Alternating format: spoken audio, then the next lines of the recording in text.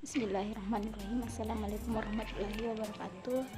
Perkenalkan, nama saya Nurul Ramadhani dari Prodi Pendidikan Ekonomi kelas B angkatan 2020. Di sini saya akan membahas tentang permasalahan peserta didik dalam pendidikan. Pendidikan adalah jenis asosiasi manusia.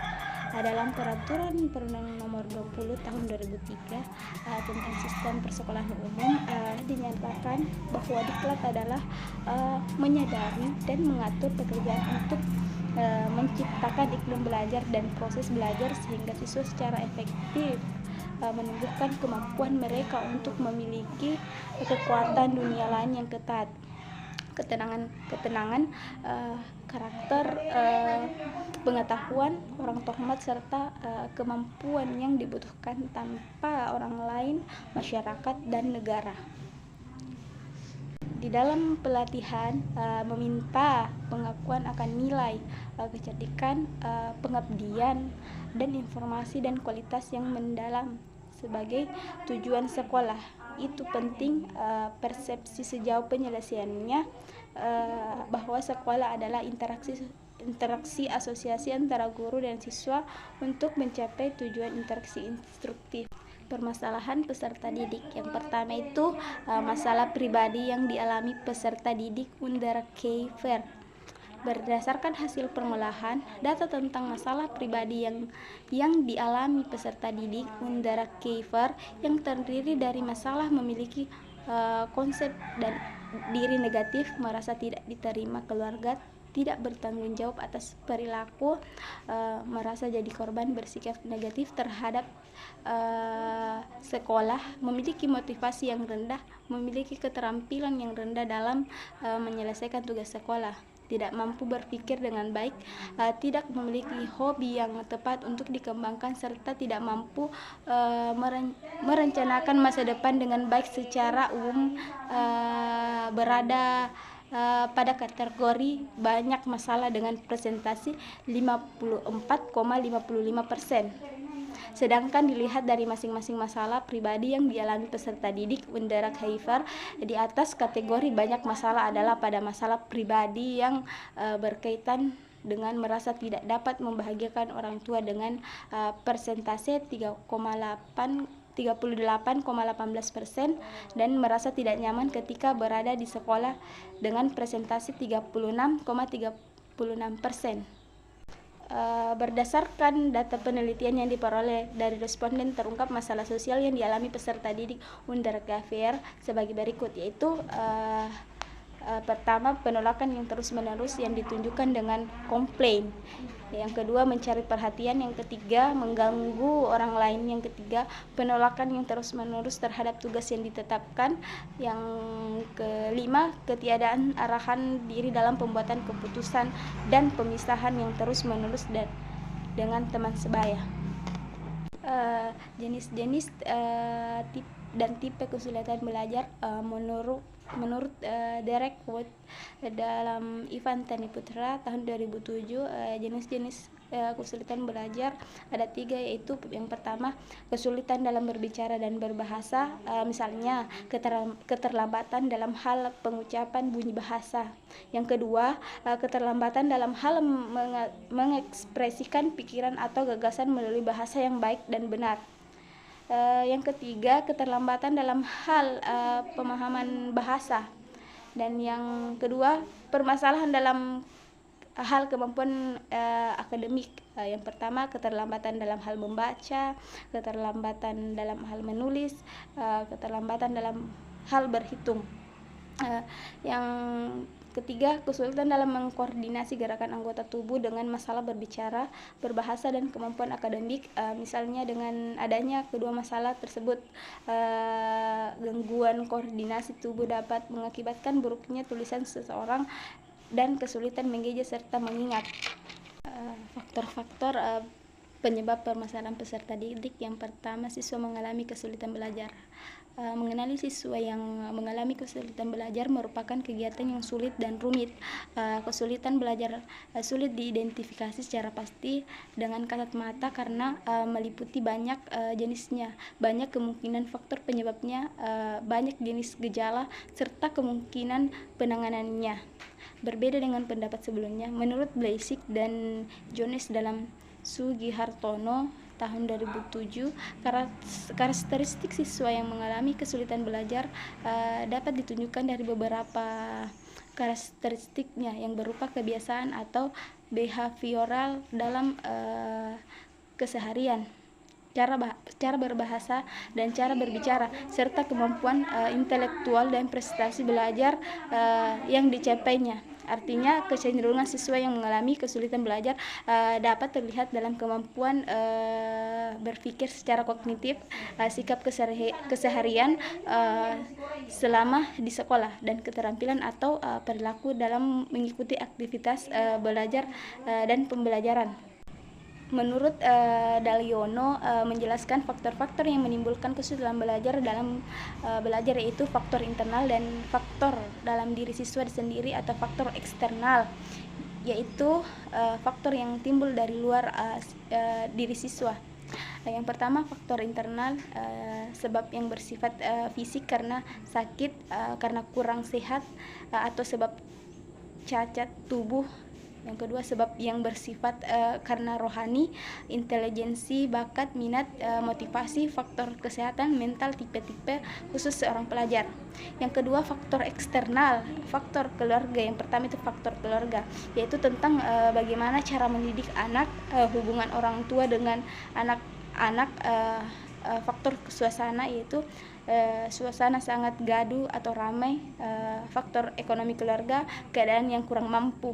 Dan yang kedua, faktor sekolah, misalnya faktor guru tidak berkualitas, hubungan guru dengan murid kurang harmonis, metode mengajar yang kurang disenangi oleh siswa, faktor alat-alat pelajaran yang kurang lengkap, faktor tempat atau gedung, faktor kurikulum yang kurang baik, misalnya bahan-bahan terlalu tinggi, pembagian yang kurang seimbang, waktu sekolah dan disiplin kurang, faktor mass media dan lingkungan sosial meliputi bioskop, TV, surat kabar, majalah, buku, komik.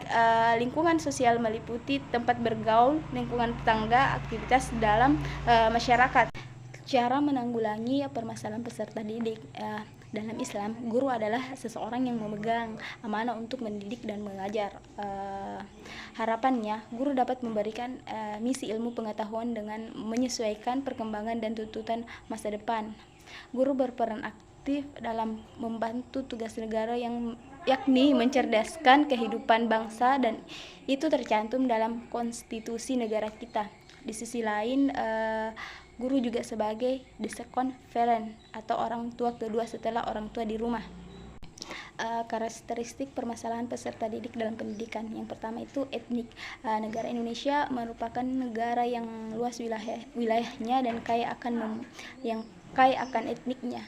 Namun berkat perkembangan alat transportasi yang semakin modern, maka seolah tidak ada batas antar daerah atau suku, dan juga tidak ada kesulitan menuju daerah lain untuk bersekolah, sehingga dalam sekolah dan kelas tertentu terdapat multi etnik atau suku bangsa, seperti dalam satu kelas kadang terdiri dari peserta didik etnik Jawa, Sunda, Madura, Minang, dan Bali, maupun etnik lainnya.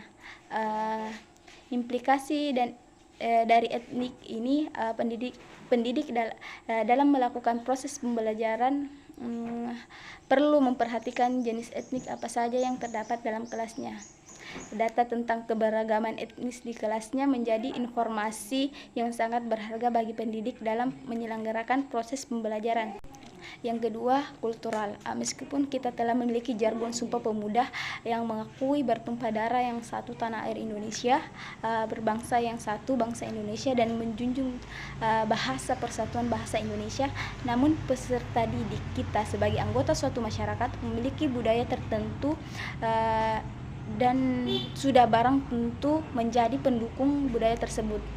Budaya ada di masyarakat kita sangatlah beragam, seperti kesenian, kepercayaan, norma, kebiasaan, dan adat istiadat. Peserta didik yang kita hadapi mungkin berasal dari berbagai daerah yang tentunya memiliki budaya yang berbeda-beda, sehingga kelas yang kita hadapi kelas yang multikultural. Dan yang ketiga, status sosial. Manusia kan diciptakan Tuhan dengan diberi rezeki seperti berupa pekerjaan, kesehatan, dan kekayaan, kedudukan, dan penghasilan yang berbeda-beda. Kondisi seperti ini juga melatar belakangi peserta didik yang ada pada suatu kelas atau sekolah kita. Peserta didik pada suatu kelas biasanya berasal dari status sosial ekonomi yang berbeda-beda, dilihat dari latar belakang pekerjaan orang tua. Di kelas kita terdapat peserta didik yang orang tuanya siswa, orang tuanya hanya wirausahawan, pegawai negeri, pedagang, petani, dan juga mungkin menjadi buruh. Dilihat dari sisi jabatan orang tua, ada peserta didik yang orang tuanya menjadi pejabat seperti presiden, menteri, gubernur, bupati, camat, dan lain-lain sebagainya. Dan di samping itu juga ada peserta didik yang berasal dari keluarga ekonomi mampu, ada yang berasal dari keluarga yang cukup mampu, dan ada juga peserta didik yang berasal dari keluarga yang kurang mampu. Dan yang keempat, minat. Minat dapat diartikan suatu rasa lebih suka, rasa ketertarikan pada suatu hal atau aktivitas. Harlock menyatakan bahwa minat merupakan suatu sumber motivasi yang mendorong seseorang untuk melakukan kegiatan yang dipilihnya. Apabila seseorang melihat sesuatu yang memberikan manfaat, maka dirinya akan memperoleh kepuasan dan akan berminat pada hal tersebut. Sudirman menjelaskan bahwa minat sebagai suatu kondisi yang terjadi apabila seseorang melihat ciri-ciri atau arti sementara situasi yang dihubungkan dengan keinginan-keinginan atau kebutuhan-kebutuhannya. Oleh karena itu, apa yang dilihat seseorang sudah tentu akan membangkitkan minatnya sejauh apa yang dilihat itu mempunyai hubungan dengan kepentingan orang tersebut. Kesimpulannya, di Indonesia sekarang menganut sistem pendidikan nasional. Beberapa sistem pendidikan Indonesia yang telah dilaksanakan diantaranya adalah sistem pendidikan yang berorientasi pada nilai, sistem pendidikan terbuka, sistem pendidikan beragam, sistem pendidikan yang efisien dan pengelolaan waktu, sistem pendidikan yang disesuaikan dengan perubahan zaman. Pada dasarnya ada dua masalah pokok yang dihadapi oleh dunia pendidikan di Indonesia, yaitu mengenai bagaimana pengupayaan agar semua warga negara dapat menikmati kesempatan pendidikan serta pendidikan dapat membekali peserta didik dengan keterampilan kerja yang mantap untuk dapat terjun ke dalam kancah kehidupan bermasyarakat. Jenis-jenis pendidikan yang diprioritaskan penanggulangannya di Indonesia yang yaitu masalah pemerataan pendidikan, masalah mutu pendidikan, masalah efisiensi pendidikan, dan masalah relevansi pendidikan. Sekian, itu saja yang dapat saya jelaskan pada materi permasalahan peserta didik dalam pendidikan. Demikian, Assalamualaikum warahmatullahi wabarakatuh.